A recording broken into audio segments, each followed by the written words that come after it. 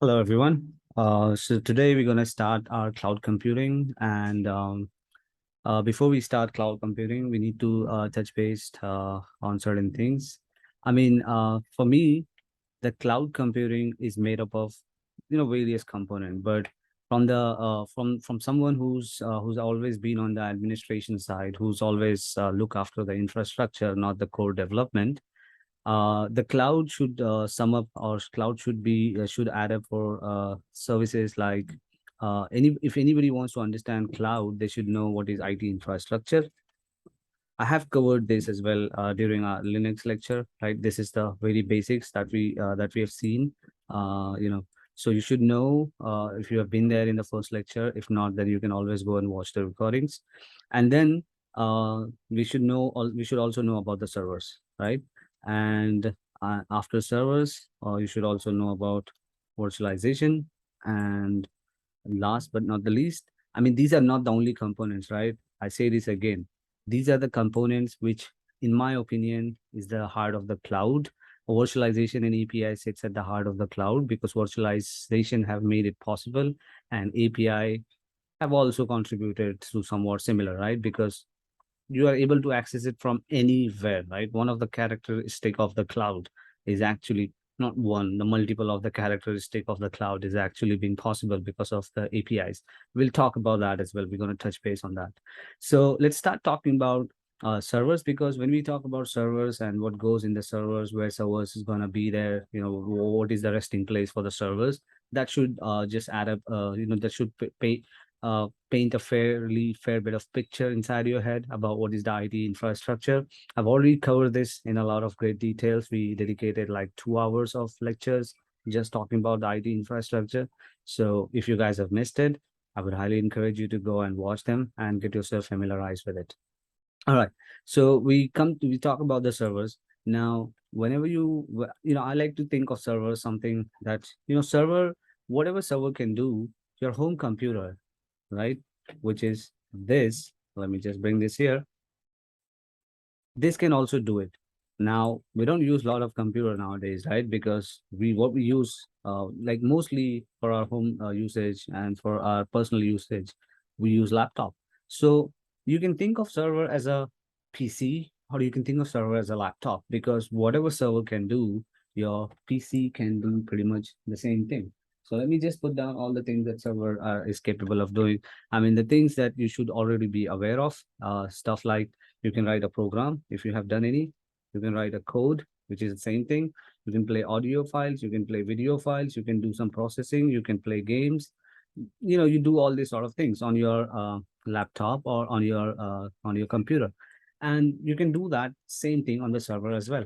So what is the difference between this desktop computers and the server computer? The first difference is the operating system itself, the operating system that we use on these, because these are created for the end users, for our users, and servers are created for our engineers, administrators, right? So there's a difference between engineers. There's a reason why you are being called engineer when you work in your organization, and why other people are not, because the other people, when I say, those are not working. So you can be engineer, you can be developer, you can be operation guy, you can be admin guy, you can be network guy, but you are an engineer. You are contributing to some aspect of the IT or some aspect of your infrastructure within your organization. So server is much stronger in the sense that whatever you have here, server will have multitude of it. So there is a redundancy. So server is always a redundant. So you're going to find a lot of redundancies in the server. And that redundancy is just to ensure that it has enough computing power or resources for you to achieve your goal. Because servers are designed to run 24/7, 365 days. Your computer, your home computer or home laptop, not going to do that. If you do try to run them 24/7, you're going to run into a lot of issues. You're going to corrupt your file system. The hard drive will corrupt. You're going to lose the data. The data is corrupted. No, it's of no use. Now, all the years, whatever you have collected, the business you have made, data is the new oil. It's not a very new term, but it's still, data is a very crucial thing, and you want to secure your data. And if you're going to corrupt your data just like that, putting into some kind of a system which doesn't withstand its processing, then you're going to end up losing your data. So your computer are not designed to run 24/7. You can run into heating issues, right? If you run it for more than 2 days or 3 days, you start realizing that there's a lot of heat. There's a lot of heat, and then you start experiencing the slowness as well. Like you drag something here, it's gonna take forever, and that's very irritating. Not a very good experience to have. And then if you continue to do that, you might just blow up your system. So these systems, they are not designed to run 24/7, right? So you can't run them 24/7.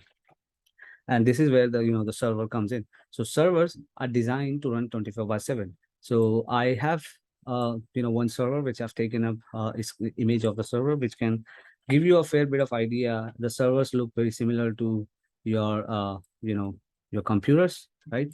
So servers are in a different type. Servers have, there are tower server, rack server, thin server, all those kind of blade servers.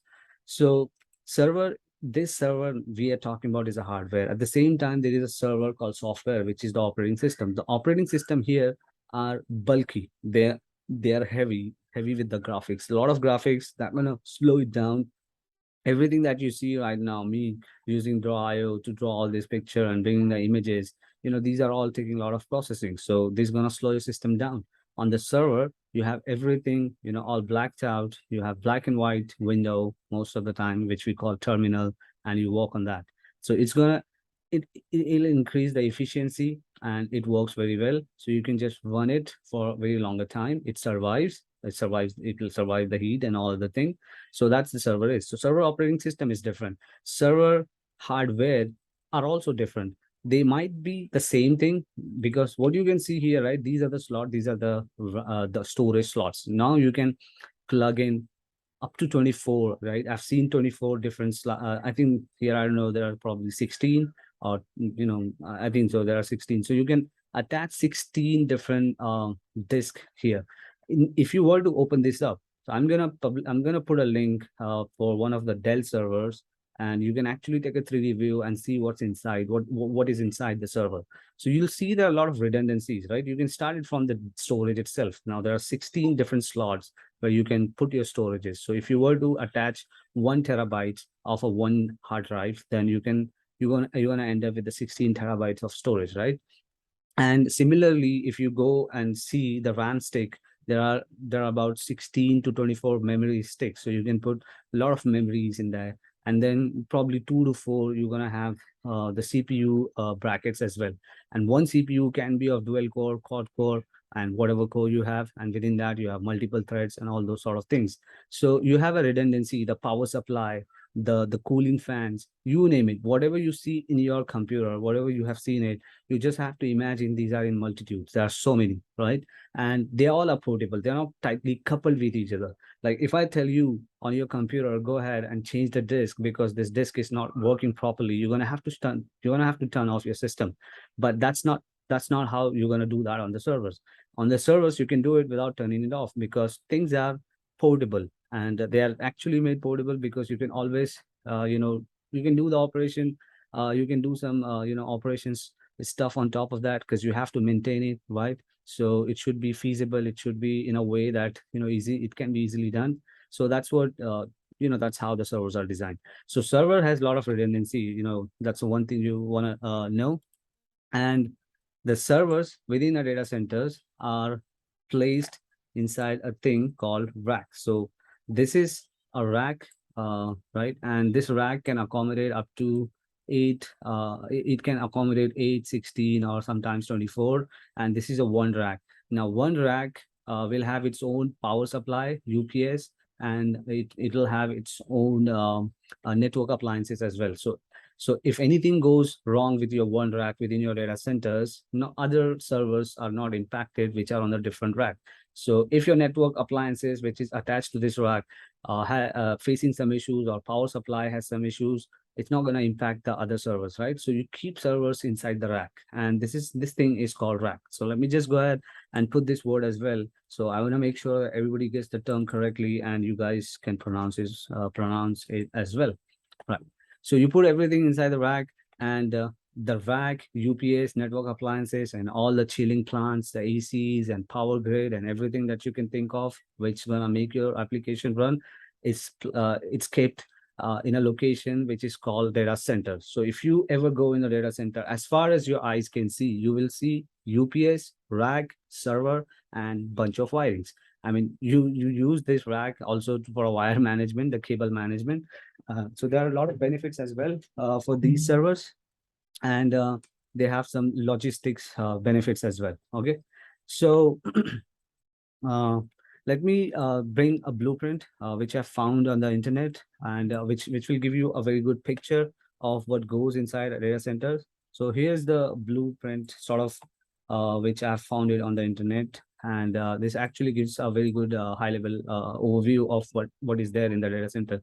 Now, the whole reason of me walking you through with all this component and talking about the data, IT infrastructure, data center, server rack, this, that, because when you create your VM, which is here, you should know what is behind the scene happening. You should know there is a rack, you should know there is a server, and you should know each rack has its own network appliances and it has own power supply as well. These are really essential things when you go for a, when you work for a project, when you work for a company, and you're going to have to design the disaster recovery. And as I like to teach that as an introductory, so you can understand this, and then you can make up your mind as well while you are doing a lot of consideration for all those strategies, when your manager is asking you to do that. So you should be able to imagine what is behind the scene. The for automation, they say if you want to do any kind of automation, you should be able to picturize what's happening behind the scene. Similarly, for anything, if you know what's going to happen, you can predict it, and you can picturize and imagine it, and you can do it in a best way possible. So you run your app here, the end user are accessing the app here, and the VM is here. The VM is sitting in one of your server is in your rack has its own the network appliances, the switch, and all those sort of things. And you have a dedicated rack for the network thing as well, because network is not just about switch or routers or bridges or repeaters or all those sort of things that you can think of. So you have all those things. Then these are the cooling system, the renewable energy, the backup system, and all those sort of things you have. And this is the rack. This is the data center.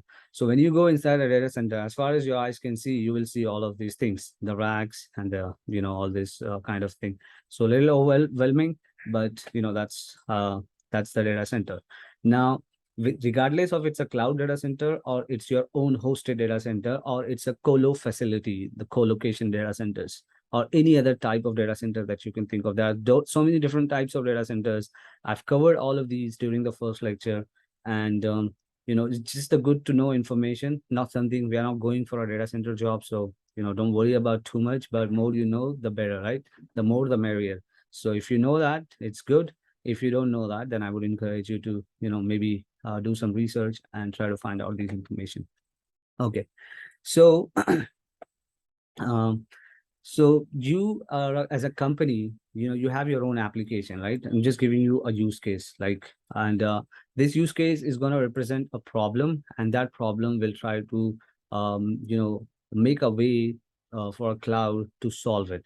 So you are a company, and you had a one server in the beginning because you came up with some application, some idea, and over time it grew. You made multiple servers. Now you had more servers, so you decided to go with the rack because rack is the best way to go about it, because you can manage most of the thing. And then over time it grew even more, and you ended up with creating your own data center. So you have your own data center now, and let's say, for example, this data center you have created in a place, Chicago, somewhere in Illinois.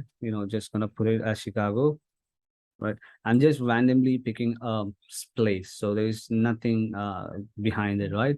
So you got this data centers, and this is not something you can do it overnight. I mean, you have to buy the land, or you have to lease the land. You're gonna have to buy all the appliances, or you're gonna have to lease all those appliances, the servers, the applications, the licenses for everything, the hypervisor that comes with it, right? So everything you're gonna have to pay. So there is a lot of upfront cash you have to splash, right? So you're gonna have to pay. A lot of cash, and for every most of the thing, there's gonna be a vendor lock-in, which means gonna have to buy it even if you don't need for certain period of time. You still gonna have to buy it for 5 years or 7 years, and that's a vendor lock-in. You gets into, and most of the cloud benefits they talk you, there's no vendor lock-in. But even on the cloud, you have the vendor lock-in because it's just a business strategy, and you'll see that, right? You may find yourself in a situation where you feel like, okay, I'm trapped because I don't need this service for that amount of time, but I ended up buying it, and because you agreed, you made an agreement. Now there is no way for you to get out of this. So the vendor login is going to be there, right? It's there.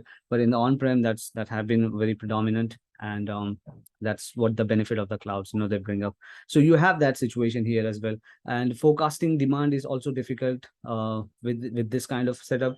And everything that you're doing, it's taking time. You can't do this overnight. You can't do this in a month. It's going to take a 6 months to a year at best, right? And then maintaining the running cost is also very, there will be a lot of running costs. I mean, a lot of things can go wrong. You're going to have to employ a lot of people to do certain things. There will be a physical security as well. I mean, this is like, this is a most you keep your data, right? It's called data center because we keep data, and data is like a new oil. I mean, it's not a new oil, but it's still oil, right? Oracle somewhere said in the beginning of the 2000 that data is the new oil, but data still plays a very crucial role. Google says every company in the future is going to be a data company. So data is there, and data is going to be there. Data is doing a lot of things. So data is a very crucial component of your business. So, and that's why, when you're keeping it, you want to secure it. So there is a lot of physical securities are involved as well, and you're going to have to pay for everything that you want to apply here. And then, all the backup power can fail, the chilling plants can stop working. So there is a lot of running costs. You're going to have to worry about it. And then after, you bring up your data centers in a year or two's time, and then, everything is going fine. Your application is very it's doing very well in the market. A lot of people are liking your services that you're offering. And so far you only have it in the United States, but you also attracting interest from the other continents such as Europe. Now people in the Europe also wants to buy your services, or they want to take the services that you are offering. And the problem for them right now is they are not having a very good user experience, because every time they want to connect to your website or whatever application that you have, they have to connect to the US data centers, right? So there's a lot of latency. Now I know about all the, the modern day solutions of CDN and this and that, but we're just trying to build a problem statement here so you can understand it. So you just have to focus on that part. Any knowledgeable person would say, why not use this and why not use that? I mean, we know all that. We are not actually proposing anything. I'm not proposing you any solution here. I'm just trying to create a problem so which you can understand. We are actually living little bit back in time, so we can see how it was and how things have evolved, and uh, how we got out of it. So what you're gonna do now as a company, you're gonna just say, what, because my users, I don't have a very good user experience, my users are complaining, I'm just gonna go ahead and create another data center, or in somewhere in Europe. And again, this is, you can't do it overnight, and all the problems that you ran into creating your first data centers, you probably gonna run into the same problem here as well. So let's say we do this in Dublin. Again, this is randomly picked up. I was gonna go for Amsterdam, Netherlands, but I just thought of, okay, let's go for Dublin. There's nothing, again, no strings attached here. I just randomly guessed. Right. I was also thinking about, okay, I'm gonna say London or Amsterdam, because Ireland and Netherlands are very famous for hosting a lot of data centers. That's something I can say. So let's say we go for Dublin, right? Now all your European customers are taking your services from the Dublin, and the user experience is very good right now. So they don't have to talk to Chicago servers. So the latency has been reduced, and you're doing all good. Now you also, expanding your business, it's into Asia as well. In the Asia, the people are, want to use your services. Again, you ran into the same problem where, people have to either connect into the United States, or they have to connect into somewhere in Europe, in the Dublin, to do that. So you're gonna have to repeat the same thing again. You might do it a little bit faster because by now you have gained a lot of experience, right? So you may make less mistakes, and faster delivery, because you are experienced now in this. So let's say we create another one in Mumbai, India. It's that's the place where I'm from. And you are doing everything, all your business is going honky donkey, everything's going fine. But that's not going to be the case of any business, right? You grow upward, and then there is a period, there is a always bump in the road, right? There's always hiccup, and that's what you can face as well. And let's say some other competitor came in the Asia region in India, and people are not in Asia, they're not very much interested in your service anymore, because they want to go for the other competitor that is offering the similar services. And you're not making very great business in US and Europe, you are doing very well. So you want to keep these servers, or you want to keep this data center or your application up and running. But India, it's just you are thinking, okay, there's a lot of money I've invested which is not fully utilized, and so let's shut down the data centers, right? So you can come up with that thought. The problem with that is you've already paid a lot of money upfront, right? Because the vendor lock-in, remember, you had to pay for 5 years, 7 years for every single thing. You have leased the land for 10, 20 years. So you've already, committed for that. You have paid for servers. You have paid for all other appliances. So, and you spend a lot of time to building it. I mean, 1 year or so, and you had to pay for a lot of employees, plus you have that. And even if you don't want to scrap it, the running cost is also there because it's running. The running cost, the operational cost of this data center will also gonna be there. So you're gonna have to bear it. So that's a very tricky situation, right? The companies have got themselves into. Uh, and there was few solutions like a hosting services, hosting companies were there, the data center hosting things and this and that. But they were not like what cloud is offering you, which is like giving you everything on demand. You can actually do hosting companies more like a Rolls Royce. So buy a Rolls Royce, you're gonna have to place an order because you can't get that, right? It's not like already manufactured and you can go and anytime buy. You have the money and you have $1 million and you want to go and buy it. You can't do that with the Rolls Royce because everything is hand stitched, the most of the things, right? So you place the order and then they're gonna start manufacturing it for you. And similarly with the hosting service as well. So it was not something what cloud is offering you, right? There was, pattern was there. So everything that we are doing today is the mix and match of whatever we did in the past. You're just doing in a better way. You name it. Talk about the movie, talk about the song, talk about the clothes, the everything that we are using it. All the novels and still the books that was a top seller in 19th century, 18th centuries, those are all made into the movies now, right? The songs that we had in the past, our forefathers used to have those as whatever the folklore and all those things, all those sort of things now are into some hit. So it's all mix and match, remix. I see a lot of songs that are using samples from the 40s or 60s and 50s. So it's always there. So it's always mix and match of things, right? So here also the cloud that we are doing, it's not something out of the blue. I mean, the pattern was there and we just did something better, right? So that's what we ended up doing it. So so let's now here, we stop for a minute and then we start talking about the cloud. Because cloud is the solution now for the problem that I've described, right? And we're going to see how, what is cloud and how it's going to solve the problem that we have. Pretty much all the thing that I've told you is the solution. Now, there are still a lot of concern around cloud, that cloud security and all of these, but I can assure you the cloud security is more robust than the security that probably you're going to design, because cloud is being attacked by so many different vectors, right? There's so many vectors, or the the hackers that are attacking it. So they have I mean the chances are, they have the ratio of getting compromised more often, because it's exposed to public. But at the same time, they have expert people. They have people designated to do certain things just after looking after the security. So initially, the bank and government and all this, this different secret service projects, they were not comfortable moving to the cloud, but now they all are moving it. So right now, the current state of the cloud is migrate and modernize. You bring your services from the on-prem and then you modernize into using the cloud, like the cloud native and all those sort of movement are going on. We'll talk about all of those in the later lectures as well. But that's the problem we have, and we'll see the solution, how we can solve it.